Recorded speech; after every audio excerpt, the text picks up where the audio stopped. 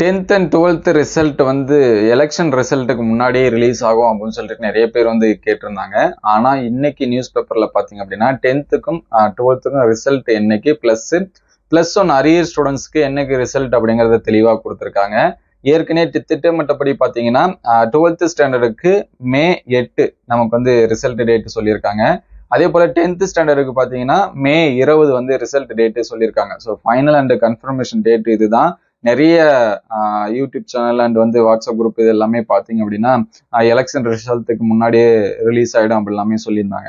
So தற்போது பார்த்தீங்கன்னா once again confirm பண்ணியிருக்காங்க. இன்னைக்கு வந்து நியூஸ் பேப்பரில் பார்த்தீங்கன்னா மே 8 தான் 12th-க்கான ரிசல்ட். அதே மாதிரி 20 பார்த்தீங்க அப்படின்னா 10th-க்கான ரிசல்ட். பிளஸ் ஒன் அரியருக்கான ரிசல்ட்டும் பார்த்தீங்கன்னா மே 20 தான் நமக்கு வந்து சொல்லியிருக்காங்க.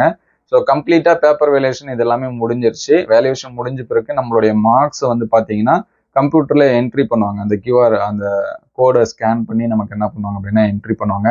அந்த ப்ராசஸ் வந்து போயிட்டு இருக்கிறதா சொல்லியிருக்காங்க. ஸோ மோஸ்ட்லி பார்த்தீங்கன்னா 90% வந்து கம்ப்ளீட் ஆயிடுச்சு. இன்னும் கொஞ்சம் தான் இருக்கு அப்படிங்கிற மாதிரி தகவல் சொல்லியிருக்காங்க. ஸோ நமக்கு கன்ஃபார்ம் டேட் யாருமே கன்ஃபியூஸ் ஆக தேவையில்ல. கன்ஃபார்ம் டேட் பார்த்தீங்கன்னா தற்போது வரைக்கும் மே 8 12th-க்கு, அதுக்கடுத்து மே 20 பார்த்தீங்க அப்படின்னா 10th-க்கு பிளஸ் அன்னைக்கு பிளஸ் ஒன்னுக்கான அரியர் ஸ்டூடெண்ட்ஸ்க்கான ரிசல்ட்டை என்ன பண்றாங்க ரிலீஸ் பண்றாங்க. உங்களுக்கு ஏதாவது டவுட் இருந்துச்சு அப்படின்னா கமெண்ட் பண்ணுங்க. தேங்க்யூ.